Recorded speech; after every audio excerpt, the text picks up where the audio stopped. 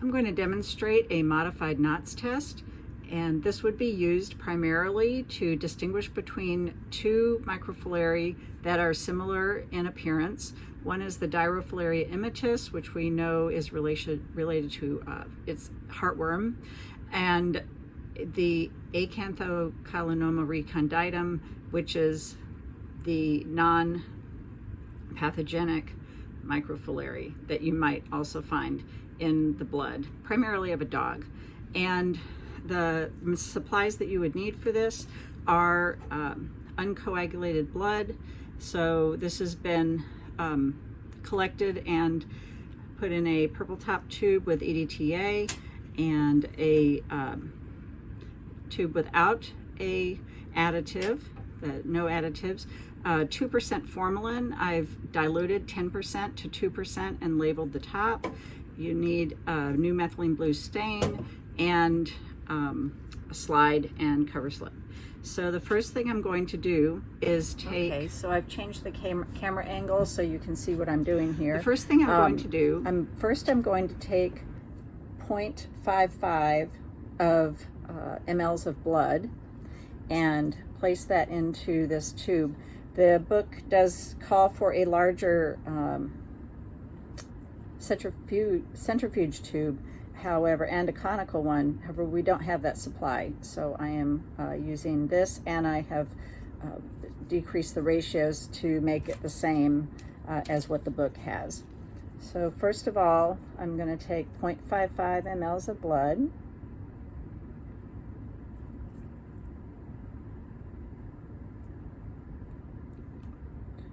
Right here, and put that in my tube.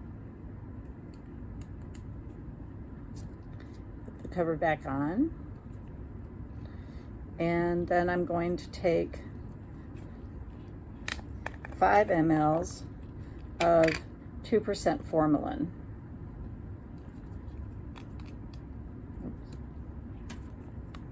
This is a 3 ml syringe. So there's 3. Okay, so now we have our blood and formalin mixture here, and I'm going to mix that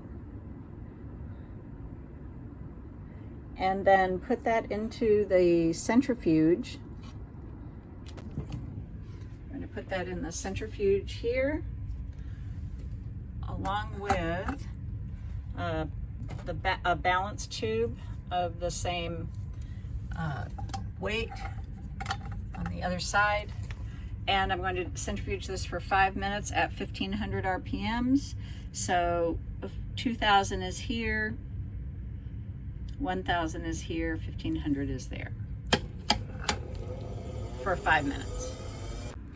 Okay, the mixture for the Knott's test has been centrifuged for 7 minutes actually, and I'm going to then pour off the supernatant, leaving just what's at the bottom of the tube, and then put in 1 to 2 drops of new methylene blue stain and transfer that to the slide.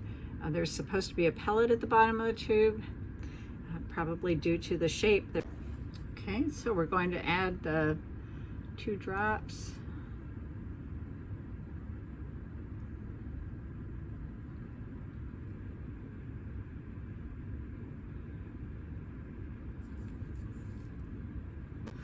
You can see the kind of pellet separated there from the stain. I'm going to use this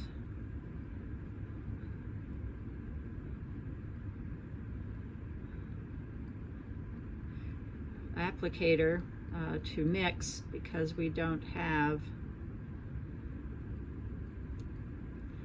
a pipette long enough. And then I will take this pipette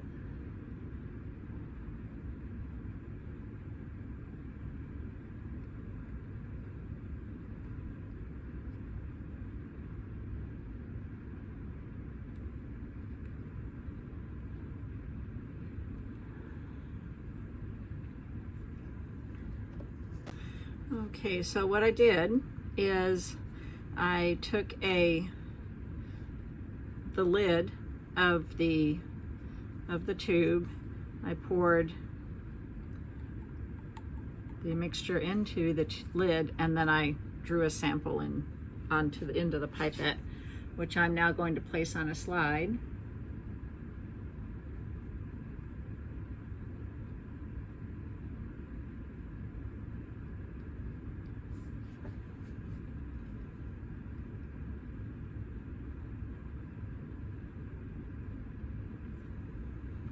Okay.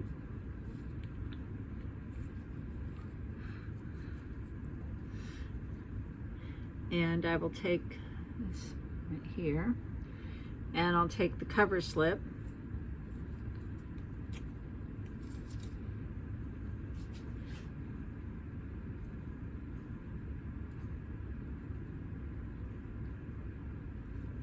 and place that over the top. We'll look at it under the microscope. I finished examining the slide of Dragon. Here I examined it in all the fields, and I saw red blood cells, white blood cells, clump platelets, or clumps, which appear to be platelets. I did not see any evidence of parasites, no evidence of Dirofilariae immitis or Acanthokalanoma recondite. This is the blood of a cat. That doesn't mean that they can't have heartworms, so it seemed like it would be useful to examine the blood, and I did not find any evidence of those parasites in this blood.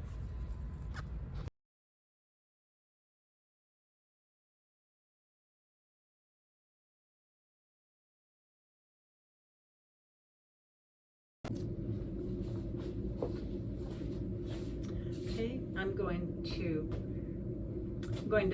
demonstrate a direct smear of a fecal sample. For this, I need to have a glass slide and cover slip. I have a fecal sample here that was collected recently. You would do this test when you have a fresh sample and you want to see if there are any moving parasites that you can detect. So I have a runny, light colored, with a lot of odor sample here from some kittens, and I want to see if there's anything I can detect immediately by looking at it under the microscope. What I've done here is just taken a very small amount on the slide, and I'm going to put a couple of drops of saline on there to allow for mixing that, because it needs to be a thin film that you're going to look through. One of the common mistakes is to make the film too thick and you can't see through it on the microscope. Some of the advantages of this is it's quick, you don't need a large sample. The disadvantages, you don't have a large sample, so you may not detect something that's there because of the small sample size. Also, you might be able to quickly identify something this way, whereas other tests take a lot longer. So this is pretty straightforward with just needing the slide, the sample, a cover slip, some saline, and I'm going to place the cover slip over the diluted sample at a 45-degree angle, taking care not to press hard, and then I will take this in and look at it under the microscope, and we'll see if we can detect any moving parasites or any identifiable parasites on the scan. The way that you can tell if your sample is too thick or thin enough to be able to see on the microscope is if you can read newsprint through the film. So I'm going to show you that. This is the slide I created. You can just barely see the cover slip there in the center, and you can see that you can easily read through the film. And so now we're going to check it on the microscope. So I've scanned the full slide at 100 excuse me, 100 power and 400 power, and I believe that what I'm seeing is primarily debris, which is a disadvantage of the fecal smear. Debris from the litter box,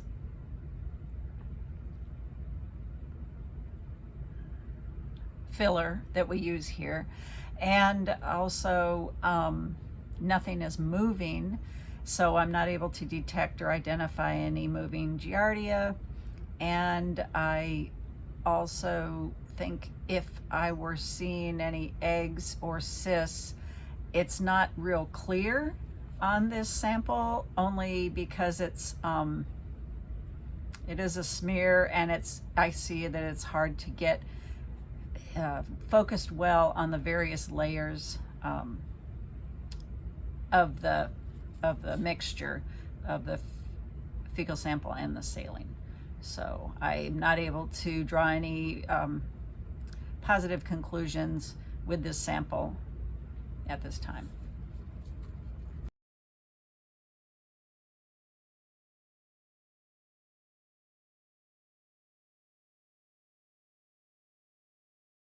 Demonstrate a fecal float.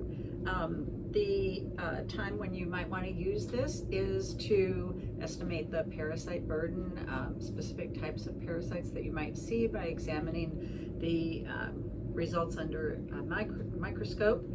I will be using for this test a kit called a fecalizer, and it's basically taking the place of a cup and a mixer that you would use in a cup, and it strains the sample so you have less debris, and then it's just very compact and easy to use. It also has the perfect size top with which to place the lens cover over when you're letting it sit. So what I'm going to do here is, this is the clean one.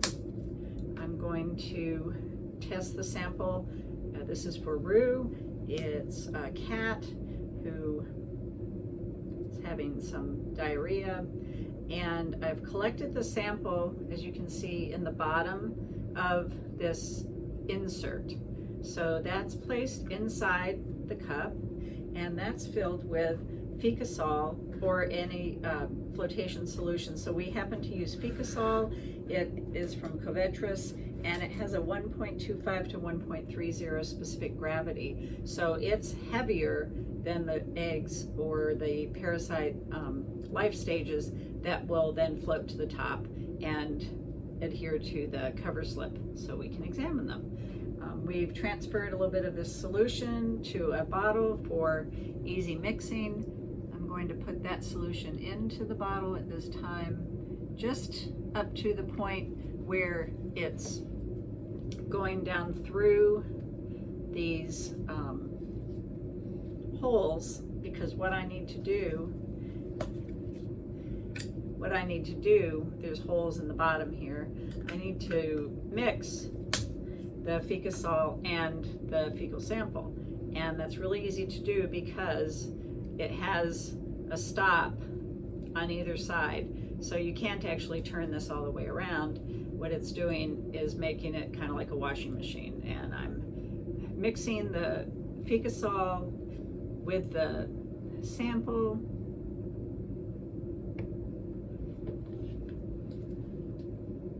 And at this point, I'm actually seeing the mixed sample and the Fecasol together through the bottom or the top of the container.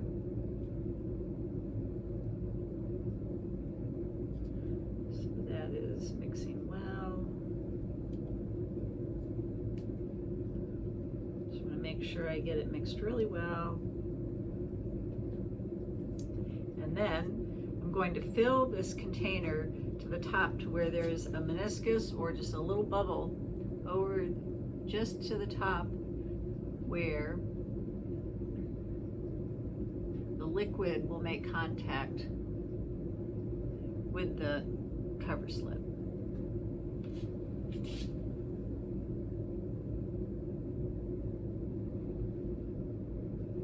Okay, looks good.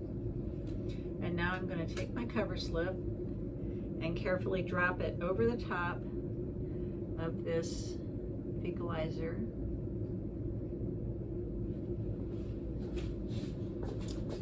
Show you what's happening here.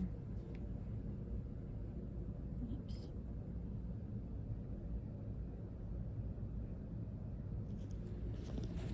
And we're going to let that sit for 10 minutes. I'm going to turn off the video, set a timer for 10 minutes, and then when I turn the video back on, we'll remove the cover slip and proceed with the test. Okay, so it's been 10 minutes, and now I'm going to take the cover slip off the top of the fecalizer and place it on a clean glass slide that I've named with the cat's name, Rue.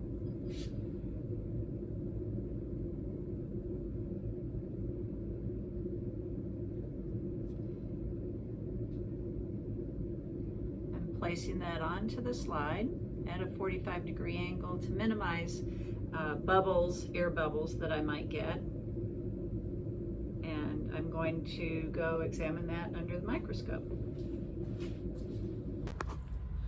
So I'm here at the microscope with the slide from our fecal float for Rue, and I am definitely seeing tapeworm eggs that are present on the slide, anywhere from 4 to 10 per field.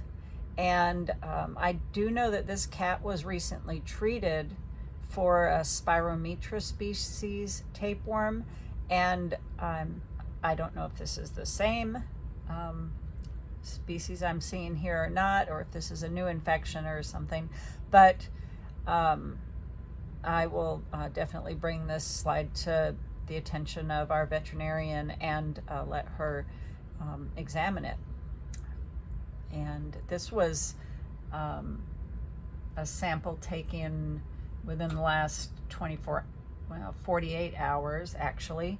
Not ideal for a float, but it clearly had some results, as well as the cat being treated last week, probably Tuesday or Wednesday. So it may have been too soon to see any kind of clearance of what the infection was.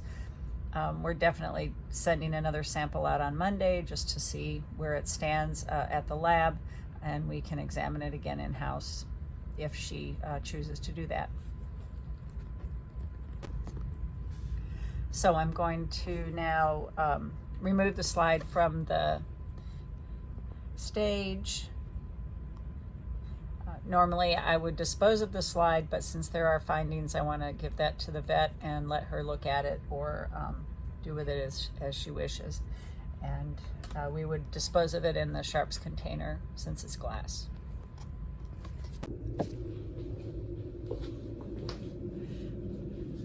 Okay, so we're back here. We need to clean up our workspace.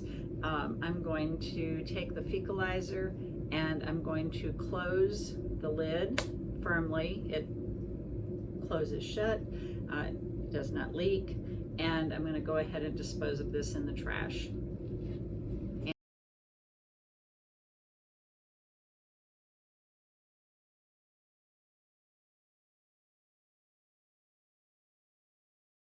Okay, now I'm going to do a centrifugal flotation. The difference here being there's a larger sample to start with. I'm going to take a balance tube and my solution of feces and the fecal flotation solution, Fecasol, and I'm going to put that into the centrifuge and spin it which will take less time than a simple fecal float, and possibly bring more samples to the surface because it's a larger sample to begin with. So what I have to do first, though, is to mix this fecal sample, which I collected in this tube. It's for a dog named Fred, and I'm mixing that with the Fecasol, and it's similar to the previous, similar to using a fecalizer, except like I said, it's a larger sample. I'm going to use this stick to try and get this mixed really well. And I'm going to then strain it first into another cup through some gauze, and then take that strained solution and pour that into the test tube. Ideally, I would have a funnel, but I don't have a funnel, so we're not going to use that.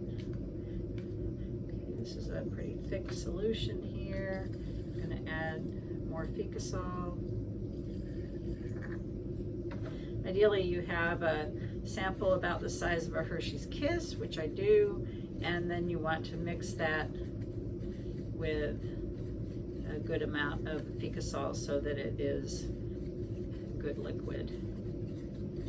Okay, so this cup is about half full, and I have mixed the sample well. It is a fairly liquidy sample, and so I needed a little bit more of the feces. I'm now going to take this gauze and wrap it around the top with a little bit of an indentation in the center, and I'm going to pour the feces through and let it strain through the gauze.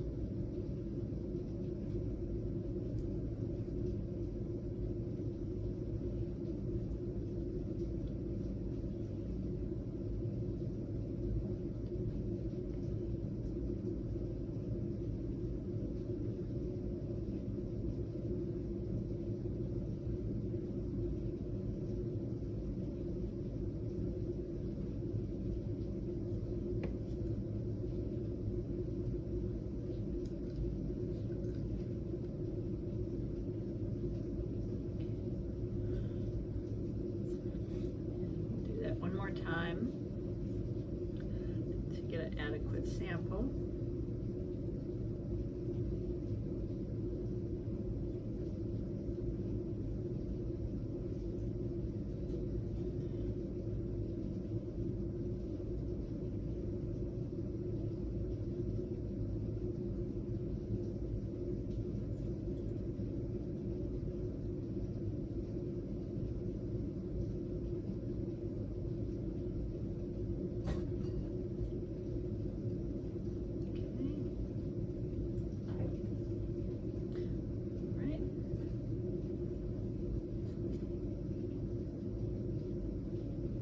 Obviously, we'll clean the table after this. And now what we have is a quite liquid sample.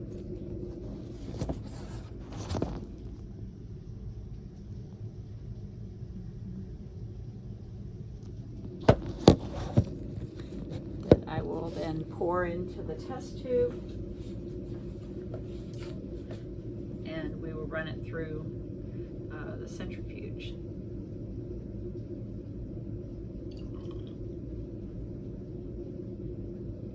I'm not going to fill it all the way to the top, and I am going to cover it, since we do not have a fancy centrifuge to use. Make sure that lid is on well, and I'm balancing it with a tube that has an equal amount of solution in it.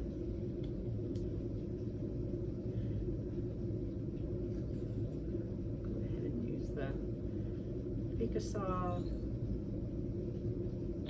up to the same amount.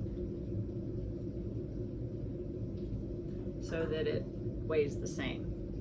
And now I'm going to take it to the centrifuge. Okay, we're here at the centrifuge, and I'm going to take the sample and the balance tube and put those into the centrifuge, one to either side. And I'm going to set this for 1500 RPMs, which is right here on the dial, and that's going to run for 5 minutes.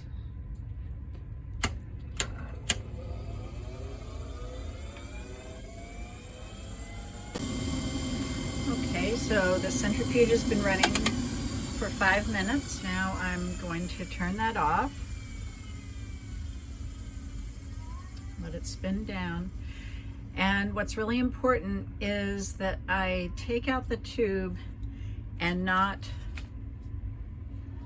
disrupt the contents of it. So I'm going to carefully remove the tube and transfer it. Where am I? Over here.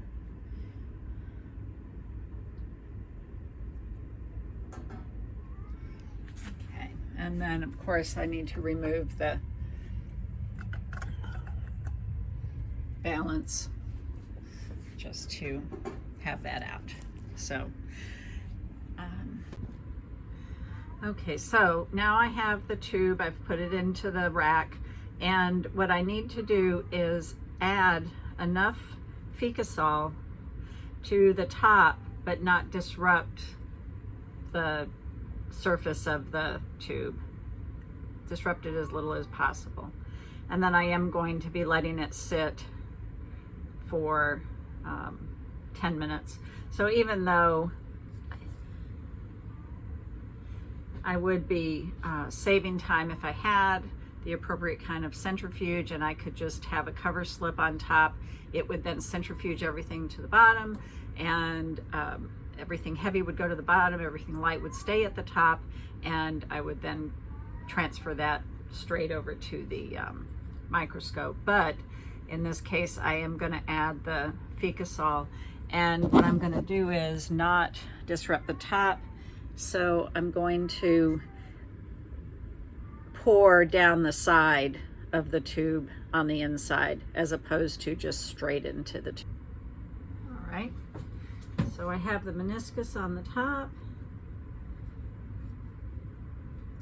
and I have a cover slip here.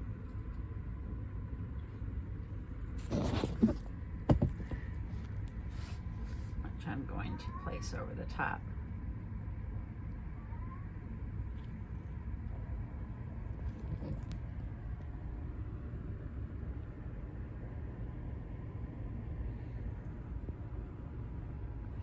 And we'll let that sit for 10 minutes and then examine our findings under the microscope. Okay, so it has been 10 minutes now, and we're going to remove that cover slip from the top of the test tube and place it over here on the slide with the name on it, Fred. Okay, so I've examined the slide. First I was on the 10 or 100 times magnification and saw a few what looked like eggs or some life stage of parasites. So I did zoom in on with the 40 or 400 times power and saw what looks like possibly, at least it was the shape of hookworm, and up to the lab. So the test would be useful in checking the possibility of a parasite burden, and also whether it's worth spending the money to send a test to the outside lab. And now I'm going to take the slide off the stage, but I am going to save it for further examination.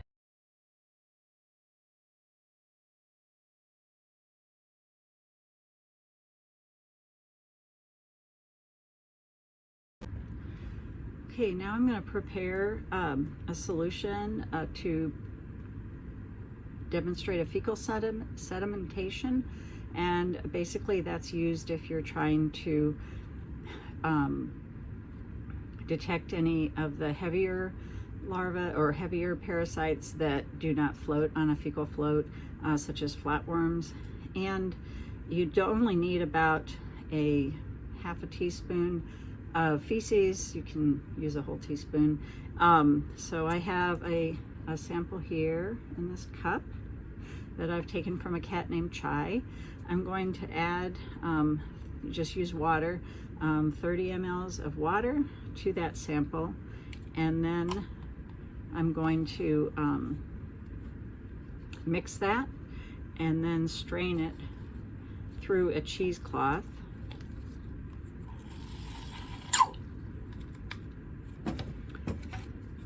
Right now I'm just using a stick to mix the sample. One of the disadvantages of this is that you have a lot of debris, or can have debris, so that's why you strain it through cheesecloth, which I'm using gauze.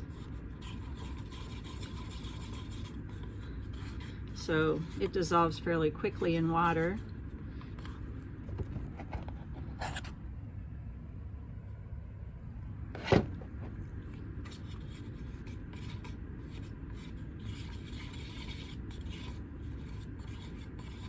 And I'll go ahead and strain that the first time. And this is actually done 3 times. So you strain, wash again with water, 30 mLs of water, and strain and wash again. And then in the end, I'm going to be putting it into a 50 ml tube and letting it sit, so the sediment goes to the bottom for a 3rd time. Then I'll pour that off, and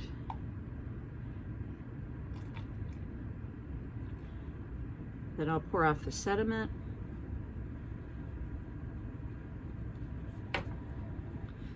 I'll pour off the supernatant, and then the sediment at the bottom is what we'll use to examine on a slide. So I've done my first mixing. I've poured off the debris, and I'm going to add that water again and do that twice more, and then come back. Okay, so what I'm going to do now is go ahead and pour the mixed fecal sample into this 50 ml, actually it's a 60 ml tube, and we don't have any glass tubes of this size, but this is the appropriate size. And I'm going to pour the sample in here. You can see that filling up.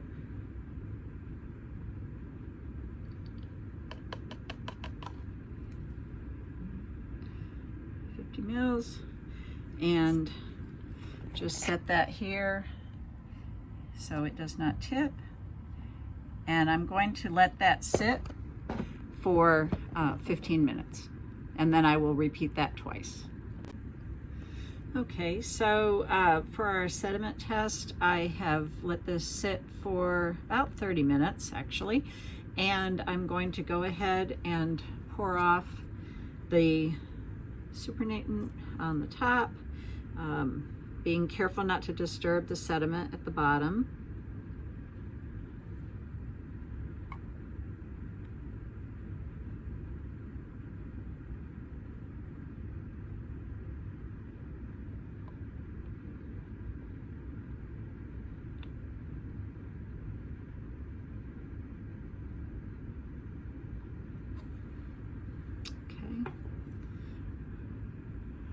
And I'm going to wash that again in 30 mils of water.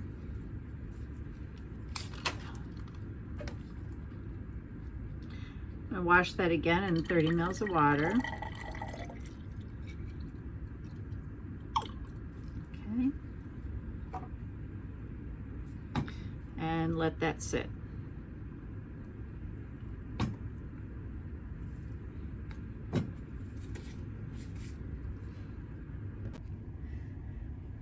So I poured my sample twice through cheesecloth, and what I'm going to do now is pour this into the 50 ml tube.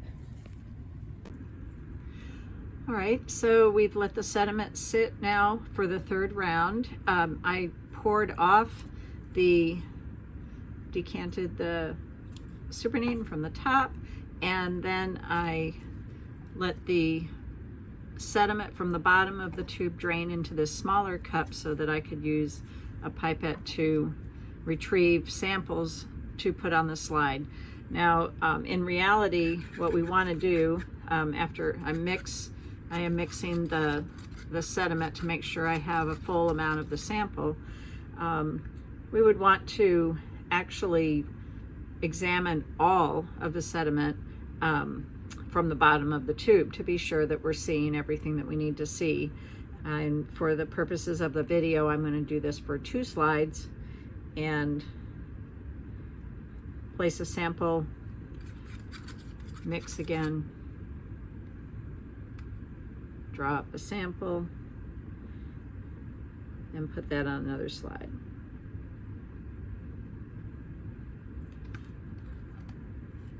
So that's what we have here. So here are the slides, and what I'm going to do is take the cover slip and just place it on the sample, and do the same with the second slide so that I'm examining at least 2 samples. This is for the purpose of the video. Again, the sample itself is quite a bit larger that I saved from the bottom of the tube, so I could go through a lot of slides examining this. This cat is not actually showing any signs of illness or anything with its fecal samples, so I'm going to just do 2 slides for this sample, for this video. Okay, so I have examined both of the slides that I pulled from the fecal sedimentation, and while I didn't find any parasites, any signs of parasites at all, which is a good thing, it was fascinating to look at the slides, and I can see where the benefit would be to have that large of a sample to examine under the microscope, as well as to try and catch those fluke eggs as well. So at this point, I'll remove the slides from the microscope. I'm going to turn off the light, lower the stage, clean the lenses, dispose of my slides in the sharps container, and dispose of the fecal samples in the trash. There's no problem with that here, so thank you.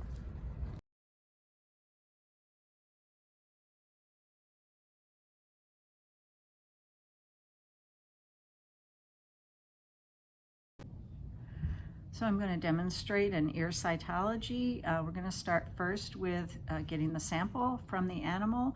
You might do an ear cytology if you notice that the animal is exhibiting some pain with relation to its ears. That might be signified by lots of head shaking, scratching at the ears, scratching at one ear, seeing a lot of redness on the pinna, possibly a foul odor coming from the ears.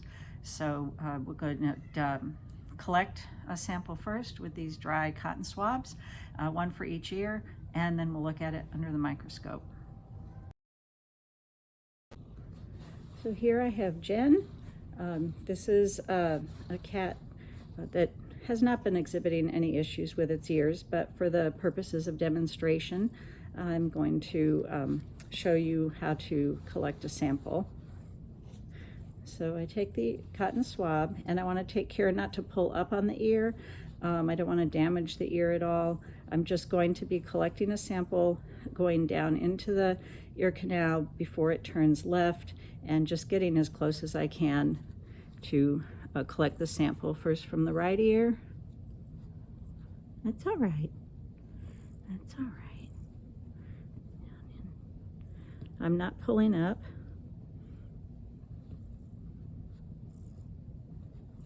Just basically cleaning the ear. And you can see there's a little bit of debris there. That's the right ear. Put that down. And then I'm going to do the same with the left ear. Yeah. Oh.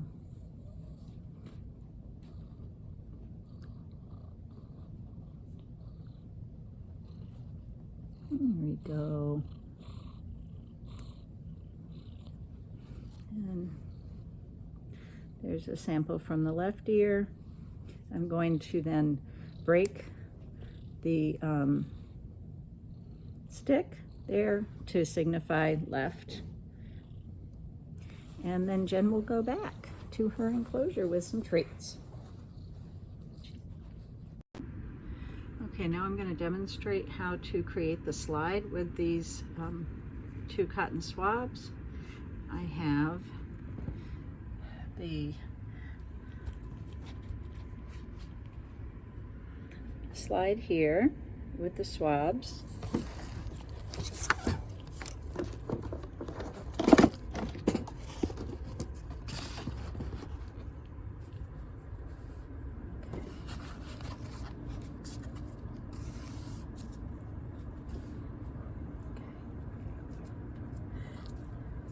So the slide is labeled right and left ear with the animal's name on it. First I'm going to take the right and I'm going to just gently roll it across the middle of the slide to leave a sample from the cotton swab on the slide, taking care not to press too hard.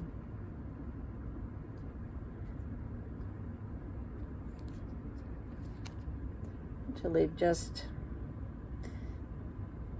an impression. And then the left, we'll do the same.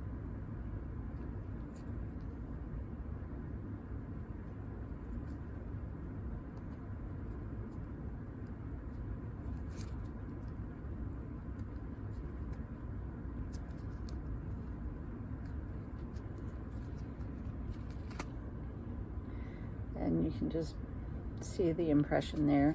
I'm going to let this dry and then I'll stain the sample with Diff Quick and look at it under the microscope. All right, so the slide of the ear cytology has now dried, and what I'm going to do is stain it using the Diff Quick stains. Don't really have to fix it so much because it is wax, but I will go ahead and dip it once.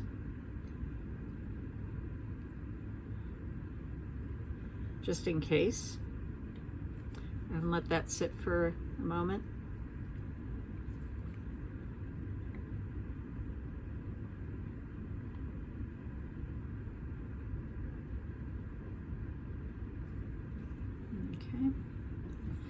And then I will dip it in the step 2.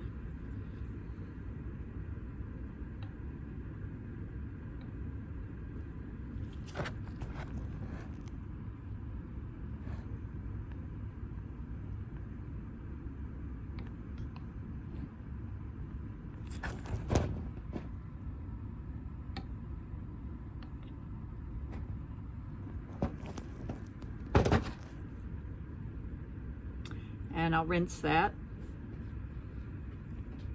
gently.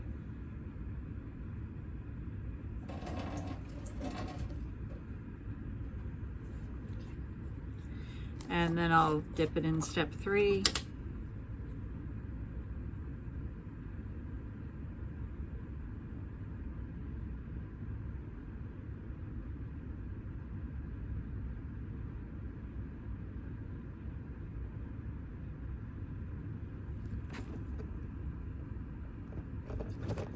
and rinse that and let it dry.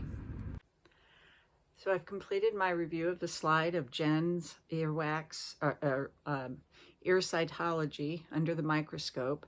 What I was looking for was signs of bacteria or ear mites. As I mentioned, Jen had not been presenting any issues with her ears, but the sample showed earwax. It showed no signs of cocci, which would be round, or bacteria rods.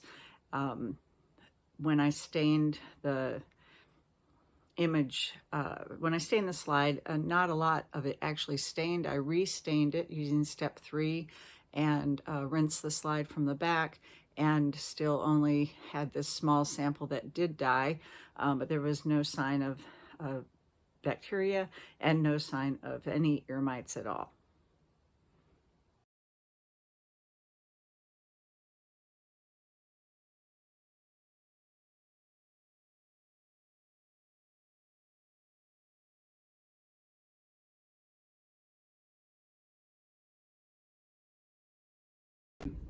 Okay? Yeah. All right, so we have this little kitten here. Among many other problems he has, he's developed a lesion on his forehead that we're going to take a sample from and send it out for fungal testing. First, I'm going to clean the area of the lesion, just so there isn't any additional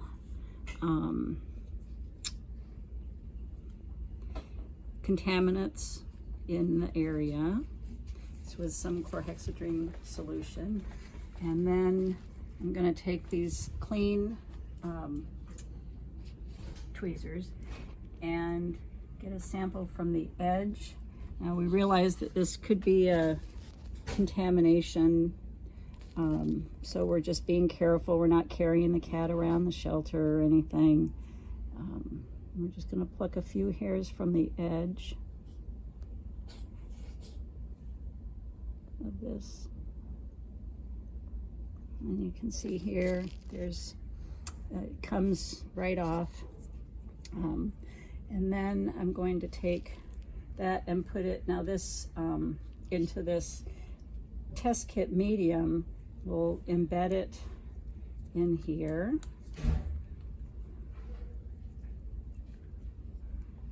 With the straight into the medium, and then we're going to let that sit for roughly however many days it takes to turn color and see what the results are.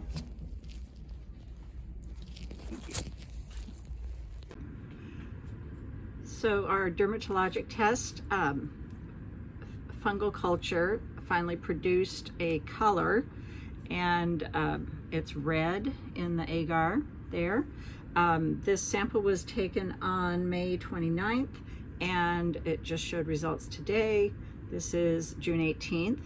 And so I'm going to take clear clear Scotch tape and place that carefully inside the tube on top of the agar without getting it stuck to the sides, which is a trick.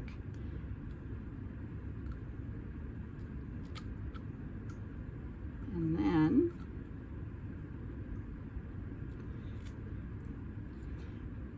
press down softly on the sample so you can see it's in there.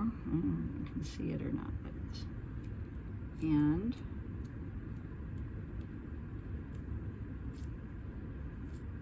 to if there are any spores, they'll pull off with the bottom of the tape.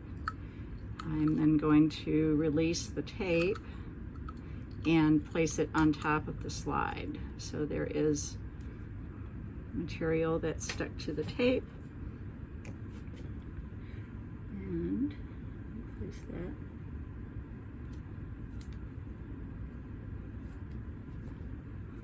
on the slide for examination.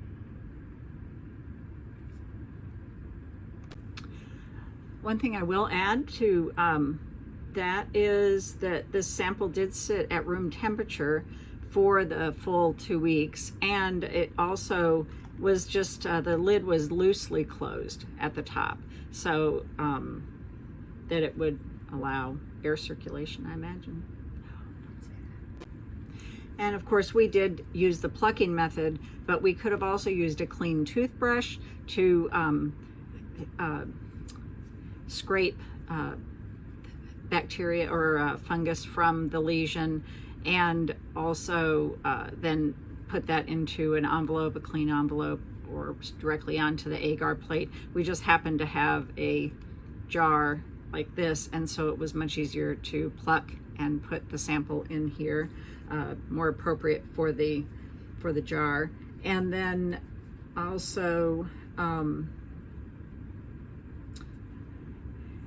what I noticed on the macroscopic examination is that the area around the plucked fur and skin grew both out from the back as well as from the front. So I'm here at the microscope with the slide from the dermatological test, and I've examined it. I can see on the slide the strands of hair that pulled out with the tape, and I'm looking to see if there's anything growing on the hair, and I don't see anything that resembles what would be ringworm. I don't see anything else that would have caused the agar to turn red, at least on the examination that I have right here. So I would say at this point it's a negative test result, at least for ringworm.